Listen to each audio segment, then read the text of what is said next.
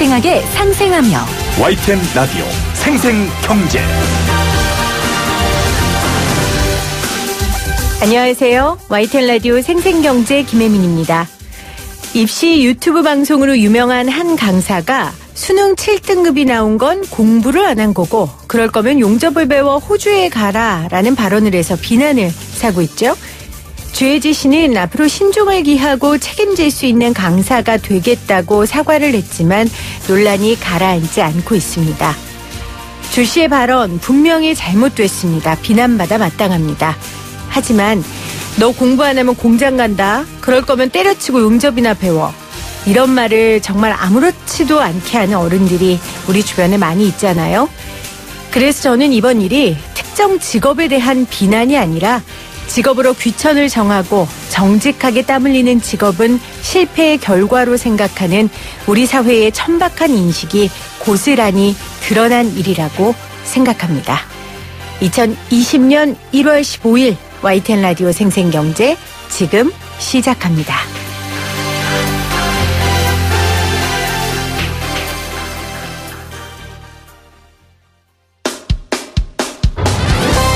사람을 바꾸는 경제 이야기, 세상을 바꾸는 경제 뉴스.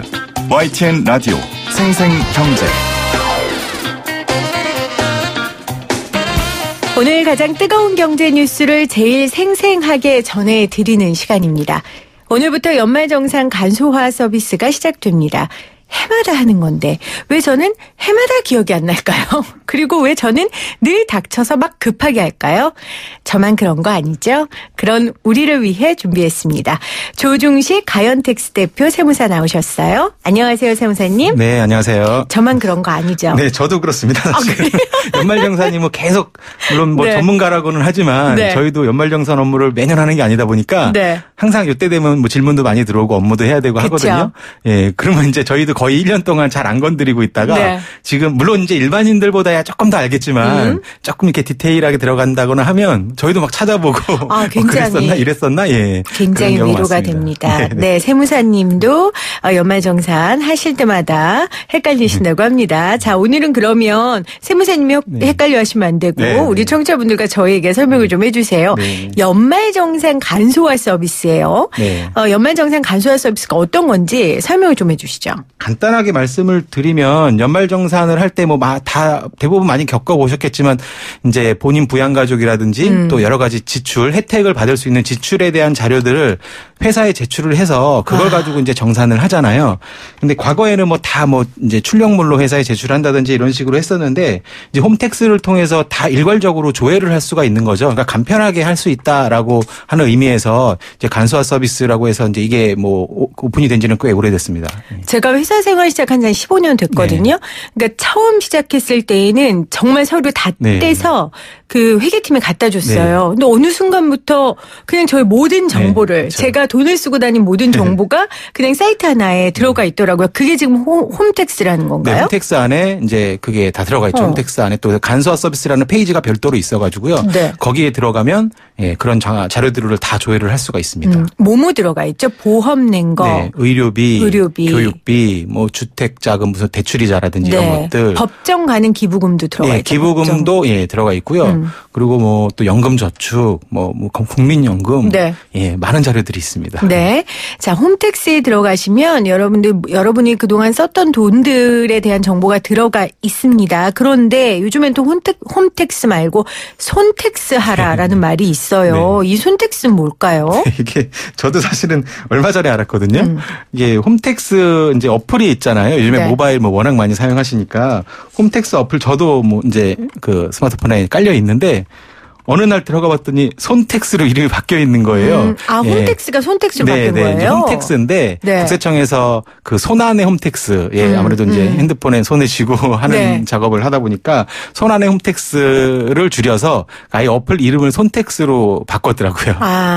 그러면 이 어플에 들어가서 조회만 할 수 있는 거지 여기서 무슨 연말정산 작업을 할 수 있는 건 아니잖아요. 여기서도 할 수 있어요? 예, 할 수 있도록 되어 있습니다. 눈 아플 것 같은데. 네, 그러니까 저도 사실은 뭐 그거보다는 아직은 네. 예, 뭐 왜냐면 신세대가 아닌 건지 모르겠는데. 아니 그냥 누르기만 그 정도로 간편해요? 네, 그렇다고 하더라고요. 저도 사실은 그 모바일로 해보진 않았거든요. 예, 직접 해보진 않았는데 네. 저는 사실 근로소득자가 아니에요. 그러다 그렇군요. 보니까. 그러면 예. 여러분 제가 대표로 이번에 한번 해볼게요. 네, 근데 네. 이게 홈택스 같은 경우에는 정말 버튼만 누르면 모든 정보가 들어와서 손택스도 어렵진 않을 것 같은데 그래서 제가 한번 해보고 네. 그 후기를 여러분과 공유하도록 하겠습니다. 자, 연말정산 시즌 되면 정말 1년 전에 머리 아프다고 했는데 그 다음에 또 머리 아프고 세상에 공짜 어디 있습니까? 네. 그렇죠? 이 머리 아픈 과정을 거쳐야 또 2월에 보너스를 받을 수 있는 건데 자동으로 연말정산이 되는 것도 있지만 본인이 직접 챙겨야 하는 게 네, 있잖아요. 네. 어떤 것들이 있을까요? 이 자동으로 된다는 게 그러니까 뭐 특별히 신경 안 써도 그 간소화 서비스 사이트에서 그렇죠. 조회를 할 수 있는 것들이 이제 대부분이긴 한데 그렇지 않은 것들 거기서 조회되지 않았기 때문에 내가 스스로 직접 이제 뭐 해당 지출한 곳에 찾아가서 영수증을 직접 챙긴다거나 꼭 그렇게 해야 되는 항목들도 있거든요. 네. 예, 그런 부분은 뭐 직접 좀 챙기셔야 돼요. 어떤 게 있을까요? 일단은 뭐 저 같은 경우에는 종교기관에 낸 네네. 거는 네네. 안 들어가 있더라고요. 네네. 기부금 같은 그러니까 경우에 적십자사 이런 네. 데나 예를 네. 들면 NGO-단체 법정 기부금으로 인정되는 건 되는데 네. 그런 건 안 되죠. 그런 네, 기부금 따로 종교단체는 챙겨야 대부분 되고. 안 되고요. 그거 말고도 뭐 이제 많이 그 해당되는 경우 중에 그 안경이나 콘택트 렌즈. 네네. 근데 안경은 그냥 좀 이렇게 멋내려고 쓰는 안경은 안 되고요. 반드시 이제 시력 교정용 예, 그런 목적으로 이제 구입한 안경이나 콘택트 렌즈 구입 비용은 1인당 50만 원까지 공제를 받을 수가 있거든요. 예, 그런 것들은 근데 대부분 조회가 안 되고요. 그다음에 장애인 보장구라고 해 가지고 뭐 휠체어나 뭐 의수족, 보청기, 네. 뭐 목발 이런 것도 포함이 될 수 있고 네. 이런 것들 구입한 거 뭐 임차한 것도 임차료 이런 것도 빌린 다 것도, 렌탈한 것도. 공제가 되는데 이것도 대부분 조회가 안 돼요. 그러니까 이것도 직접 챙기셔야 되고 또 자녀 중에 이제 중고등학생 뭐 요즘에 초등학생도 교복 입는 경우가 있지만 중고등학생에 해당이 되는데 중고등학생 교복 구입비도 1인당 50만 원까지 공제가 되는데 이것도 역시 직접 뭐 챙기셔야 될 것 같아요. 그다음에 뭐 유치원이나 어린이집 같은 경우 교육비. 보육료 교육비 유치원 같은 경우는 많이 조회가 되는 경우도 있는데 혹시 네. 뭐 이제 자녀들 유치원 다니는 거 어린이집 다니는 걸 다 아시니까 사설 예를 들어 영어 유치원이나 놀이학교 같은 건 안 될 거예요. 그렇죠? 예, 그런 거는 안 나올 거예요. 네. 아마. 그런 것들도 뭐 직접 챙기셔야 되고 네. 유학을 보내는 경우도 있어요. 해외 유학 뭐 대학생도 포함이 되거든요. 네. 자녀 중에 해외 유학비도 정규 뭐 쉽게 말해서 정규 교육기관 우리나라 초, 중, 고등학교, 대학교에 해당되는 학교라면 외국에 있는 그러면 그것도 공제가 다 되거든요. 아, 그것도 됩니까? 네, 그거 뭐 당연히 조회가 안 되겠죠. 네. 그렇기 때문에 그것도 해당 학교에서 뭐 교육비 납입 증명서에 해당되는 서류 받으셔가지고 공제 신청을 할 수가 있고요. 산후조리원 뭐 요즘에 이제 또 뭐 기사 같은 데서도 많이 나오는데 산후조리원도 사실은 산후조리원은 아예 안 되는 건 아니에요. 그러니까 조회가 되는 경우도 있는데 뭐 겪어보신 분들도 계시겠지만 현금 결제를 좀 이렇게 깎아줄 테니까 네. 그냥 현금 영수증 받지 마라 이런 식으로 이제 좀 유도하는 경우가 많이 있어요. 그 산후조리원이 그런 경우에는 대부분 조회가 안 될 거예요. 그래서 그런 경우도 좀 별도로 영수증을 발급받으셔야지 네. 공제를 받을 수가 있습니다. 산후조리원 비용 얘기하셨는데 이게 원래 되던 거였어요? 아니요, 원래는 안 됐었죠. 안 됐죠. 네네. 올해부터 되는 네네. 거예요? 네. 아, 그럼 이것도 기준이 있을 거 아닙니까? 네, 일단은 뭐 고소득자한테는 해주질 않고요. 연봉, 그러니까 총급여액이 7천만 원 이하인, 7천만 원 이하인 직장인에 대해서 그 산후조리원 비용에 대해서 1회당 200만 원까지 네. 공제 대상으로 이제 포함을 시켜주고 있고요. 뭐 쌍둥이 낳았는데 그러면 뭐 400만 원까지 되는 거냐 이렇게 네. 질문하시는 분도 계신데 쌍둥이를 낳아도 산후조리는 한 번 하는 거잖아요. 근데 사실. 산후조리 비용 그 조리원에 들어가는 게 비싸요, 쌍둥이는. 네, 그렇죠. 예, 그거는 근데도 맞아요. 범위가 안 돼요? 네, 그냥 뭐 쌍둥이는 그냥 회당으로 돼 있습니다. 회당 200만 원까지. 그렇군요. 회당입니다. 명당 아니고요. 네, 네, 회당입니다. 회당 200만 원까지 올해부터 산후조리원 비용이 세액공제 항목에 들어간다고 하니까 여러분 확인해 보시고요.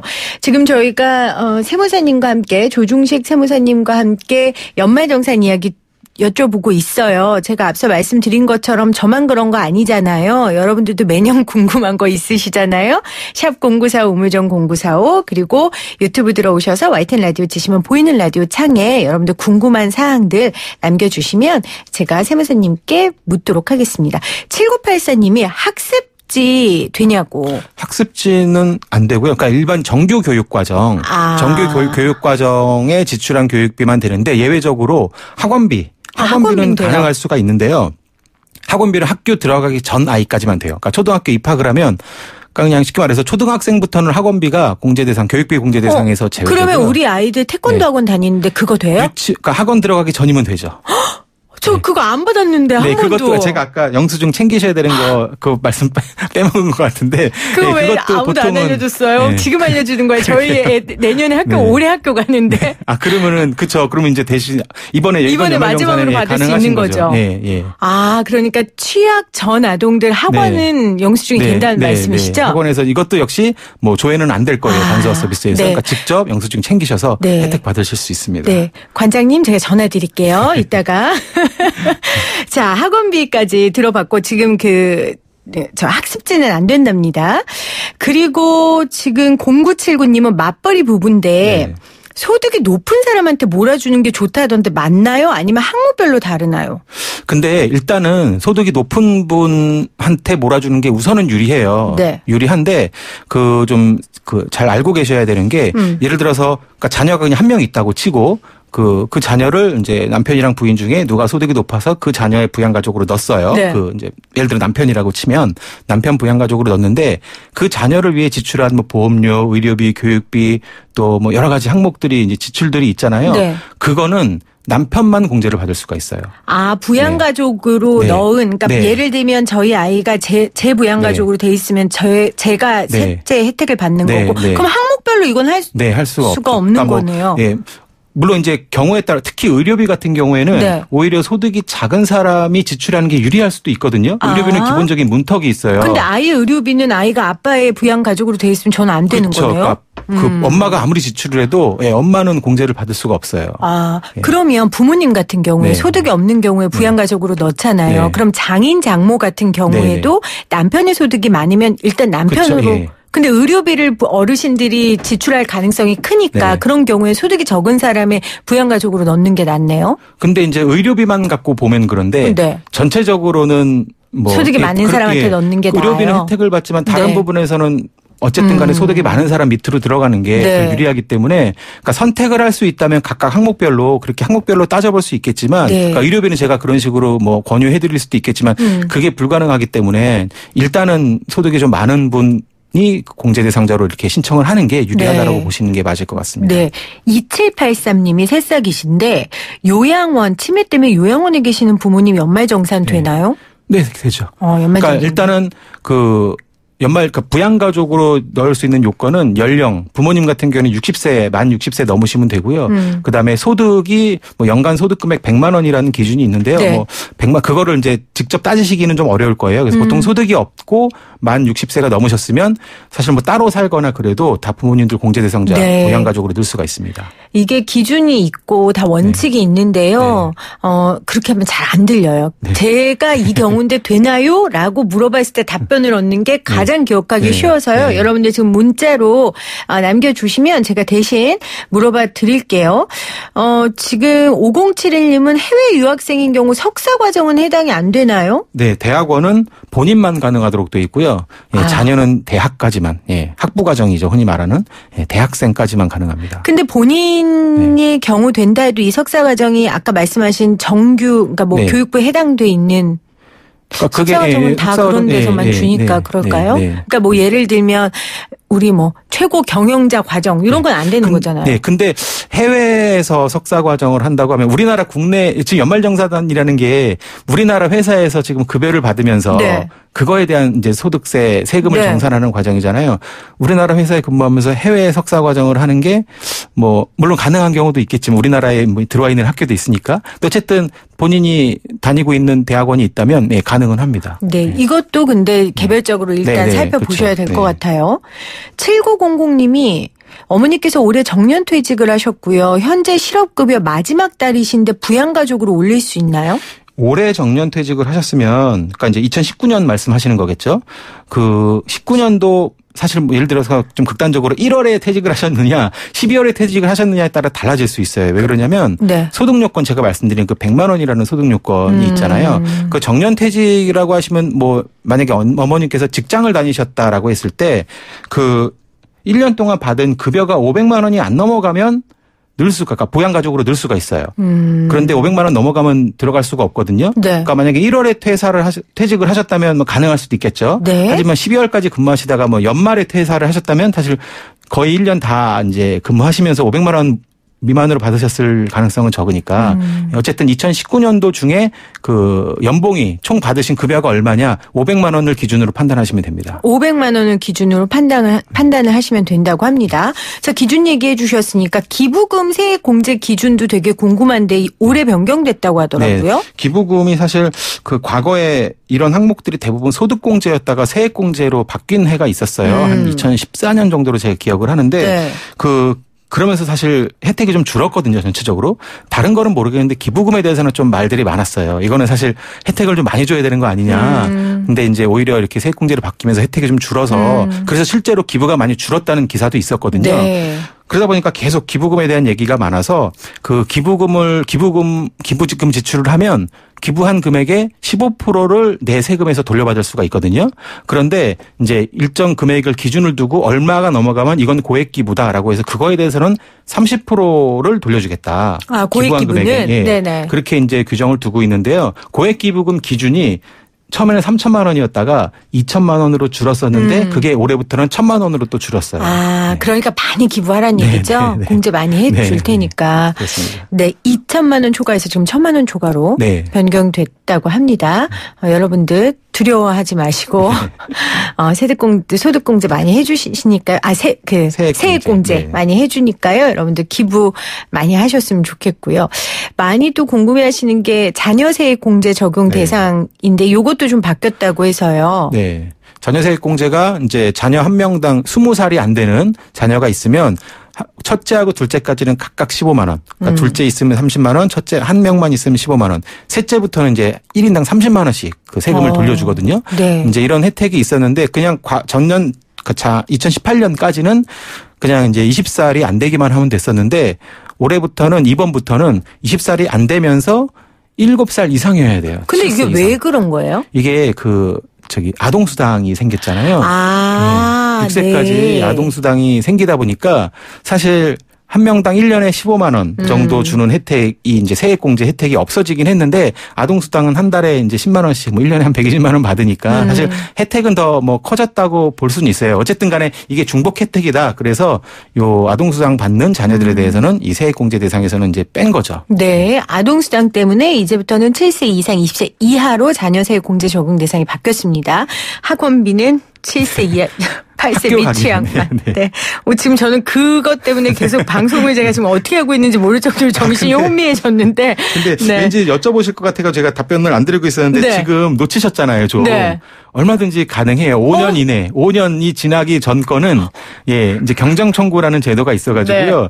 이제 이거는 뭐 스스로 회사에서 물론 해주질 않고 스스로 이제 하셔야 되긴 해요. 뭐 힘드시면 세무사무실을 통한다든지 전문가를 통해서 하셔야 되는 건 있긴 하지만 어쨌든 5년이 지나기 전에 거는 지금이라도 해서 돌려받을 수 있으니까 너무 지금은 일단 좀 마음을 편하게 가지시고. 그러겠습니다. 그럼 제가 지금 마음을 좀 다스리고 네, 네. 그러니까 5년 안에는 못 네, 받은 네. 사안을 받을 수 빼먹은 있다. 게 있으면, 그럼 그건 네. 홈택스에서 못 해요? 그건 따로 해야 돼요? 네, 보통은 홈택스에서도 할 수는 있는데 조금 어려우실 거예요. 그럼 그거는. 그냥 세무서 네. 저기 어디 가서 그냥 그러니까 세무사 사무실에 보통 맡기는 경우가 사실은 대부분이에요. 아, 네. 그럼 제 세무사님 저희가 괜히 이제 제가 뭐 영업에 도움이 되려고 이런 말씀을 드리는 건 절대 아니고요. 그만큼 복잡하고 네. 전문가가 계시니까요.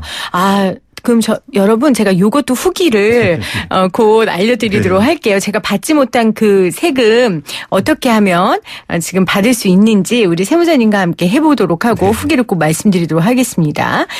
자, 아까 전에 우리가 기부금 이야기도 했는데 부모님이 기부한 기부금도 네. 제 연말 정산에 포함이 가능합니까? 네, 부모님뿐이 아니라, 그러니까 네. 뭐 부모님이라고 또 무조건 다 되는 건 아니고요. 그러니까 네. 그 부양가족으로 넣을 수 있는 아까 뭐 연령 60세 넘고 소득이 없고 이런 조건을 충족하는 그런 부모님이라면 그래서 내가 부양가족으로 넣었다면 그분 이름으로 기부된 기부금은 다 공제를 받을 수 있고 이건 부양가족으로 돼 있어야 네, 되는 돼 거죠. 있어야 돼요. 네. 그러니까 부모님뿐 아니라 뭐 배우자나 특히 이제 그 종교단체 뭐 교회나 맞아요. 절이나 이런 데는 이제 부모님들이 자녀 이름으로 뭐 헌금이나 시주나 하는 경우 많잖아요. 네. 그러니까 그것도 다 되는 거예요. 원칙적으로 그거는 자녀가 한 거거든요. 원래 서류상으로는. 하지만 그 부양가족으로 이제 늘 수 있는 요건을 충족하는 그런 이 가족들 이름으로 기부한 것들은 다 본인 기부금으로 신청을 할 수가 있는 거죠. 그러면 부모님 이름으로 헌금한 걸 제 이름으로 했다고 쓰는 건 안 돼요? 그렇게 쓰는 게 아니고요. 아예 그러니까 부양가족으로 들어가 있어야 부모님 되잖아요. 부모님 성함으로 기부금 영수증이 나올 거예요. 이제 헌금 같은 교회에서 발급을 해주시면 우리가 연말정산 신청을 할 때 부양가족이 다 기재가 되고요. 그렇죠. 그분이 기부한 금액으로 기재가 되는데 그게 결국 내가 기부한 거랑 똑같은 효과를 주는 거죠. 부양가족으로 들어가 있을 시 말씀하시는 거예요. 왜냐하면은 종종 그런 경우도 있었거든요. 그러니까 그냥 종교단체나 사설단체면 다른 이름으로 했어도 그냥 몰아서 했다고 하는 경우가 예전엔 있었는데 제가 보니까 요즘엔 그게 안 되는 것처럼 보이길래 제가 그래서 여쭤봤고 그건 안 되고 부양가족으로 넣어 있으면 부모님 이름으로 낸 헌금이나 시주나 이런 기부도 내가 받을 수 있다. 그 말씀이십니다. 역시 이 연말정산 궁금한 게 많으신데 7900님이 부모님 부양가족 시 연수입 얼마 이상이면 안 되는 걸로 알고 있는데 그러니까 부모님이 말 그대로 부양가족이어야 되죠. 실업급여도 수입으로 잡혀서 부양가족에 못 올리나요? 아니요. 그거는 이제 그 비과세 대상으로 되어 있기 때문에 그냥 이 세법상으로는 소득이 없는 걸로 그냥 쳐줍니다. 이건 말 그대로 실업급여니까 가능하다라는 말씀. 그러면 어느 정도 연수입이 되면 부양가족으로 못 올려요? 부모님이 이제 직장을 다니셔서 급여를 받으시는 경우에는 아까 말씀드린 대로 1년 동안 500만 원. 500만 원이 기준이고요. 뭐 사업을 하실 수도 있잖아요. 사업을 하면 연간 소득 금액 100만 원이라고 돼 있어요. 근데 이 소득 금액이 사업해서 매출 100만 원 넘었으니까 안 돼라는 개념은 아니고요. 소득 금액이 우리가 이제 흔히 얘기하는 순이익의 개념이에요. 그래서 매출이 한 5억, 6억이 났어도 쓴 게 더 많아서 올해는 손해 봤어. 그러면 되는 거예요. 그런 부분이. 그래서 막 거짓말로 부양가족에 넣고 이런 일이 일어나는 거군요. 어쨌든 하지만 순이익 사업하시는 분 순이익이 100만 원 넘으면 그러면 이제 다른 사람의 부양가족으로 들어갈 수 없다라는 거죠. 네. 9182님은 LH 임대주택에 살고 월 임대료 내는데 해당이 되나요? 네, 그것도 월세세 이거 월세. 월세세 공제를 여쭤보시는 건가요? 월세를 물어보는 걸까요? 아니면 LH 임대주택 을 딱 한정해서 여쭤보시는 걸까요? 월세는 일단 돼요. 근데 따로 챙겨야 돼요. 맞죠?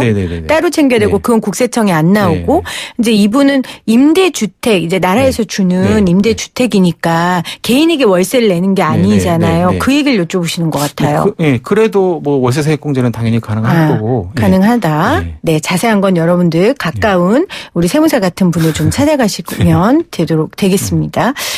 자, 정말 이 하루하루 우리가 지금 제가 이렇게 막 의욕에 충만해서 얘기를 하지만 하루하루 미루다 보면 연말정산 기간 놓친 사람들이 되게 많잖아요. 일단 오늘부터 언제까지죠? 1차가? 오늘부터 그게 오늘 일단은 오픈이 되고 18일부터는 이제 직접 계산까지 할 수 있게 계산해서 일단 편리한 연말정산이라고 해가지고요. 기간이 좀 충분하게 있습니다. 만약에 그거 놓치면 그러면 언제부터 다시 할 수 있어요? 놓쳐도? 그 연말정산이 원래는 이제 연말정산 한 그 내용을 회사에서 세무서에 신고를 하거든요. 그거는 3월 10일까지예요. 그래서 2월분 급여 지급할 때 반영이 되거든요. 그러니까 원래 한 1월에서 2월 말까지도 사실은 가능은 한데 그거는 회사마다 스케줄이 다르니까 회사에서 안내를 받으셔야 되는데 회사에서 정한 시기에 자료를 제출을 못하거나 빼먹거나 이제 그런 분이라면 5월 달에 일반 사업자들이 종합소득세 신고하는 그 시기예요. 그때 다시 다 할 수 있습니다. 근데 개인이 해야 돼요. 네. 그것도 스스로 하셔야 되는 거죠. 저는 회사가 해주는 때에 맞춰서 할 거예요. 그때 다 하시는 게 좋습니다. 오늘 진짜 궁금한 여러 가지 궁금증들 해결해 주셔서 감사하고요. 여러분들 알차게 꼭 하시길 바랍니다. 제가 한 가지만 더 안 그래도 학원비 말씀하셔서 이제 초등학교 들어가신다고 하셨는데 올해 이제 1학년에서 2학년 올라가는 자녀가 있으신 분, 그러니까 2019년도에 이제 1학년 입학한 이제 2020년도에 해당이 되시겠죠. 그분들은 우리 아이는 1학년이니까 학원비는 안 되겠구나 생각을 하실 텐데 입학을 3월에 하잖아요. 2월까지 돼요. 2월까지 지출한 학원비는 가능합니다. 그래서 2019년 1, 2월 초등학교 입학하기 전에 학원비 낸 게 있으면 그것도 챙기시면 혜택을 받을 수가 있습니다. 고맙습니다. 제가 마음에 더더욱 안정을 찾았습니다. 지금까지 조중식 세무사였습니다. 고맙습니다. 네, 감사합니다.